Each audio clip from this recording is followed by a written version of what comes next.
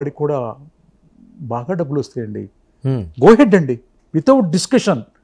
అంతకుముందంట చిరంజీవి గారు కథ ఓకే చేయాలన్నా, లేకపోతే ఒక కాన్సెప్టు, ఒక ఇంటర్వెల్, ఒక క్లైమాక్స్ ఏంటి అనేది చర్చలు బిట్లు బిట్లుగా జరిగాయంట. నేను మాత్రం ఒక మంచి కాస్ట్లీ పళ్ళెంలో ఫుల్ బైండెడ్ స్క్రిప్ట్ పెట్టి, అన్నయ్యకి వదినికి బట్టలు పెట్టి, మంచి స్వీట్స్ పెట్టి తీసుకెళ్ళి దత్తుగారికి, నాకు అన్నం పెట్టిన నిర్మాతకి, నా దర్శకుడు బి గోపాల్ గారికి, నాకు దైవంతో సమానమైనటువంటి చిరంజీవి గారికి కూడా ఇవ్వటం జరిగింది. ఇది 175 days ఫంక్షన్లో చిరంజీవి గారు చెప్పారు. నాకు ఫుల్ బైండెడ్ స్క్రిప్ట్ ఇచ్చినటువంటి మొట్టమొదట నేను మేకప్ వేసుకున్న దగ్గర నుంచి ఇప్పటి వరకు నాకు ఇచ్చింది ఓన్లీ చిన్ని కృష్ణ అని చెప్పారనమాట. దట్ క్రెడిట్ నేను I don't want to involve. నేను మొత్తం రాసి చెప్పడం నాకు అలవాటు. అది సరే, యూనిట్తో మీరు ట్రావెల్ చేశారా? మూవీ కంప్లీట్ ఎవ్రీడే నేను షూటింగ్లో ఉండేవాడిని. ఓకే. చాలా గమ్మత్తుగా చిరంజీవి గారు బి గోపాల్ గారిని అడిగారంట, ఏంటండి రైటర్స్ కథ చెప్తారు వెళ్ళిపోతారు, లేకపోతే ఇస్తారు వెళ్ళిపోతారు, డైరెక్టర్లు డైరెక్ట్ చేస్తారు, ఏదైనా డౌట్ ఉంటే మళ్ళీ అడుగుతాము, అక్కడ కూర్చుంటాం.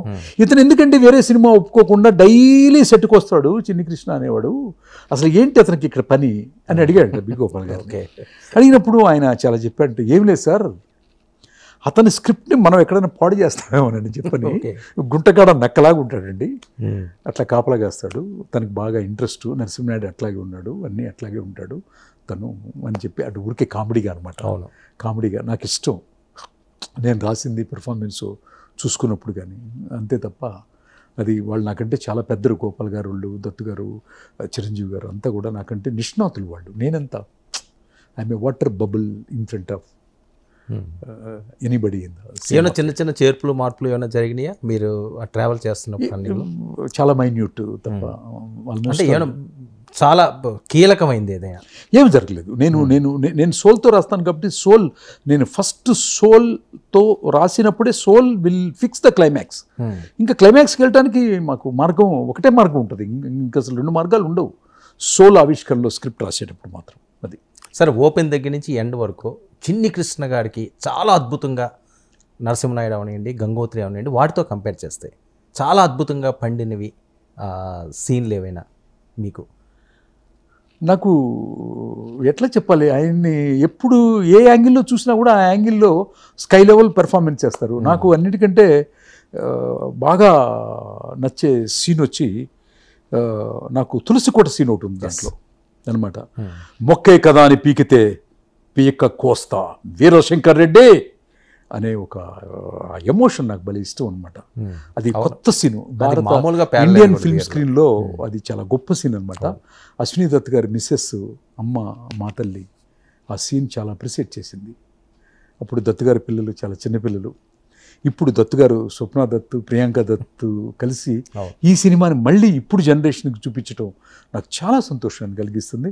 ఇప్పుడు జనరేషన్ చూసి నా స్క్రిప్ట్ని ఎలా ఫీల్ అవుతారు అనేది నాకు కూడా చిన్న టెన్షన్ ఉంది, చాలా టెన్షన్ ఉంది నాకు. 22వ తారీఖు మాత్రం వాళ్ళు ఏం కామెంట్స్ పెడతారు ఈ కథ మీద, ఏం కామెంట్స్ పెడతారు అనేది నాకు తెలియదు. ఇప్పుడు జనరేషన్ మరి ఇంకొక 10-20 సంవత్సరాలు పోయినా సరే ఇంద్రాయే ఇంకా ఆ లెవెల్లో ఉంటుంది, ఇంకా తగ్గదు.